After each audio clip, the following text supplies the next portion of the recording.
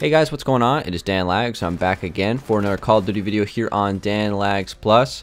So today we're going to be talking a little bit about Call of Duty World War II, which is just not that far away now. We're actually only about a month away from the beta, the multiplayer beta, and then obviously the game officially releases in early November. So we're getting a little bit closer, still a ways to go for the official release, but we're going to be able to play the beta in like just over a month, which I'm very excited for. So there's been a lot of new information about the game that's come out since the last time I've talked about it. I pretty much haven't mentioned too much about this game at all since I think the E3 reveal, maybe even before that. I can't remember 100%. It might have actually been before that. But there's just a bunch of things that I wanted to kind of give my opinions on and talk about a little bit. So, you know, it's a little bit of a dry spell right now when it comes to like second channel content, usually during the summer.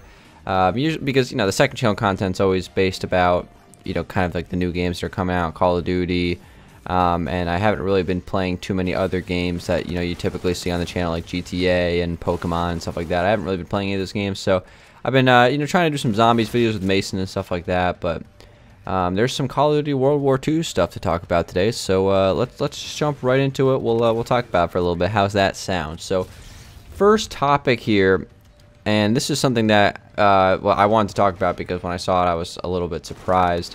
The developers of COD World War II announced that there's not going to be theater mode in the game. So a lot of people are probably giving their opinions on this. Most people probably think it's not that big of a deal.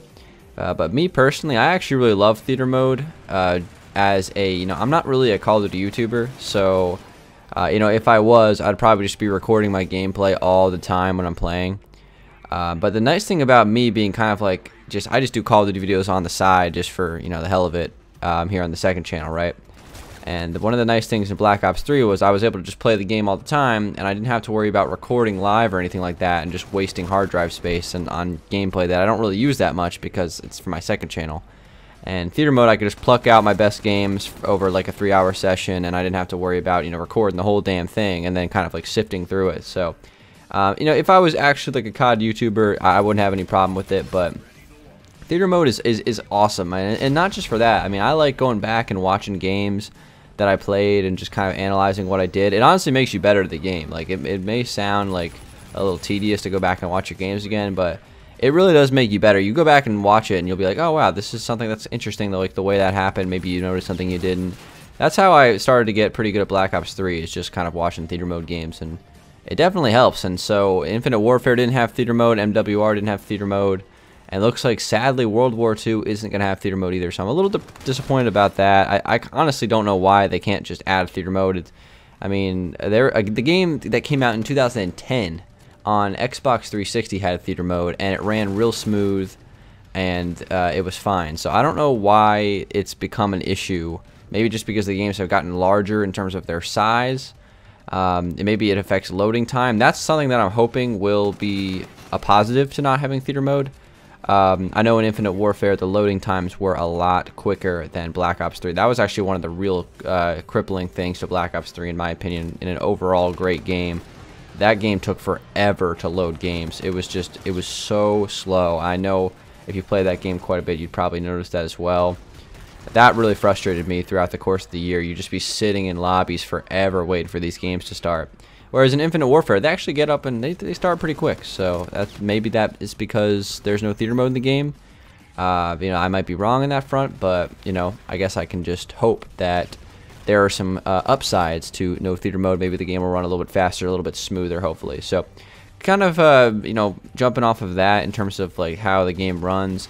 I heard of a detail that's very technical, but apparently the refresh rate of the game has been increased. I guess like the hertz has been increased. I'm not 100% sure about the actual specific numbers and more of like the technical side of that, so I'm not going to go into too much detail there, but basically the increased refresh rate of the game will hopefully make gunfights a little bit more smoother. You know, the way everything sounds, and after watching some of the gameplay at E3, I expect this COD to run real smooth. Like this, it's 2017. We gotta get a really nice running game here when November comes around, and we'll see how it runs during the beta. I want this game to be like the cleanest, you know, gunfights we've ever had in COD. I want these gunfights to be super clean and crispy, and Another thing kind of jumping off of that as well is there's not going to be kill trades in the game.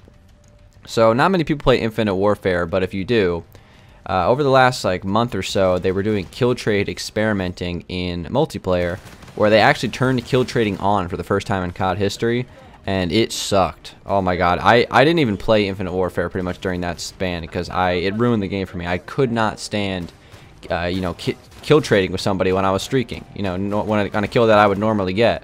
So that was really annoying. Kill trades have no place in COD, so hopefully the increased refresh rate and them experimenting with it, ultimately they took it out of Infinite Warfare, which makes me think that it was just a failed experiment and they're never going to try it again. And I can totally understand why they'd use a game like Infinite Warfare, which does not have that high of a population, to test out some things that otherwise, you know, would probably get a lot of people pretty angry, honestly. But it's Infinite Warfare, so, and plus it's like 7 months into Infinite Warfare, so people probably don't really care too much at this point. But moving on to some other topics, let's talk about weapons a little bit. So one of the things about COD World War II that has been confirmed, and this was something I was really curious about for a while there when I was kind of watching some of the gameplay, is how the war will be covered in terms of the content of the game. So it seems to me that just the Allies versus Axis, the European front, is going to be covered in this game. So you're not going to see any Pacific front, so there's not going to be any you know, USA versus Japan.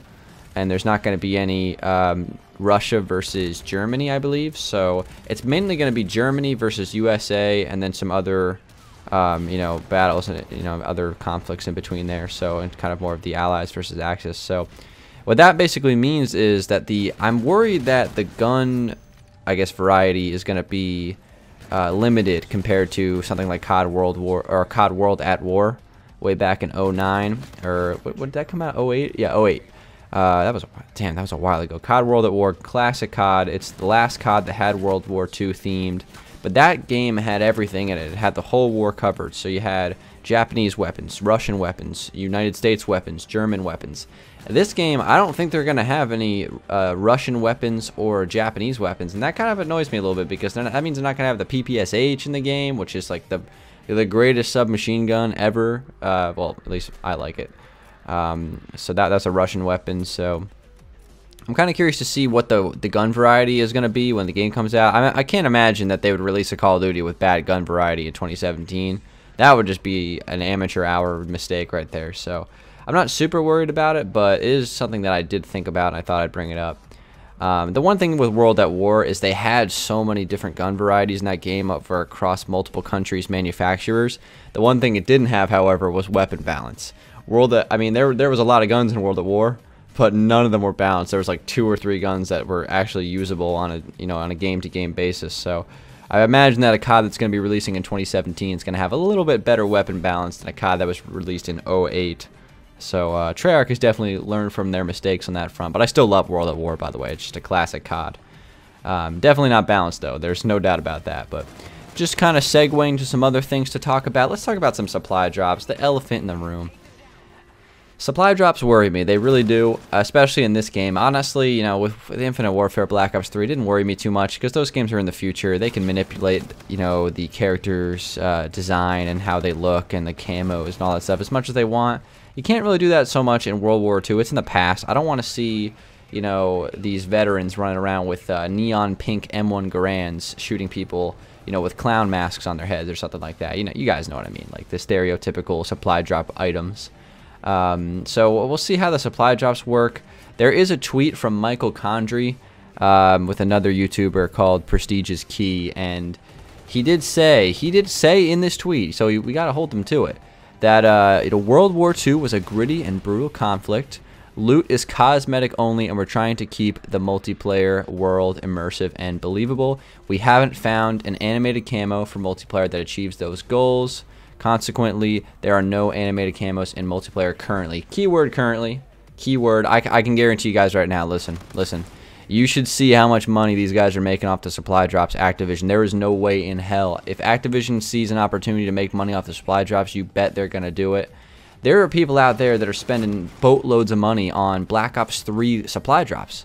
I saw a video the other day of some guy, he spent like $1,000 on the AN-94, which just got released at Black Ops 3's drops. First off, I mean, spending $1,000 on That's ridiculous no matter what it is. Even if it was like a god gun that got you a nuclear every game, I still wouldn't spend $1,000. I mean, let alone the AN-94, which you can basically just go back and play Black Ops 2, which is a boots on the ground game, and use the exact same gun. I don't understand that, but whatever. That's not the point. The point is, if people are spending that much money on a 2-year-old game's supply drops, right? Can you imagine how much money they're going to spend on World War II, which the game's going to have way more hype around it because of boots on the ground? There is no way in hell that the supply drops stay cosmetic only. He says it in the tweet.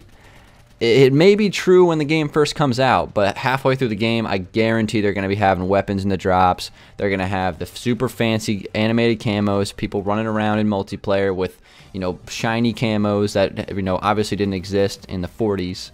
So that's just, it's inevitable that that's going to change. Supply drops will ultimately tamper the game. I'm just hoping that it's like Black Ops 3 and the first couple months are pretty awesome, because Black Ops 3, even the first couple months of supply drops were not bad. Like, there was like knives in there basically. It didn't start getting bad until about halfway through the game's life cycle, that the supply drops really got out of hand, and pretty much there was guns that were better than their default guns in the drops only, and that's kind of when I stopped playing Black Ops 3.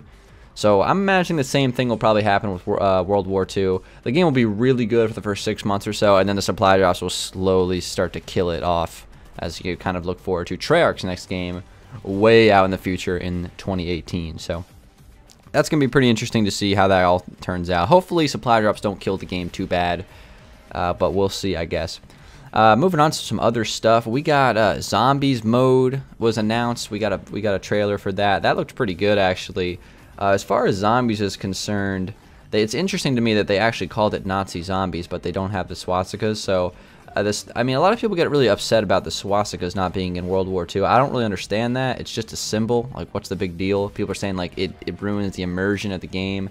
I just don't, I'm not buying that. I really don't think it's that big of a deal. I mean, swastikas, I'm pretty sure, are banned in certain countries. I know they're banned in Germany. Like, you literally cannot do anything with swastikas in Germany. I'm pretty sure it's against the law.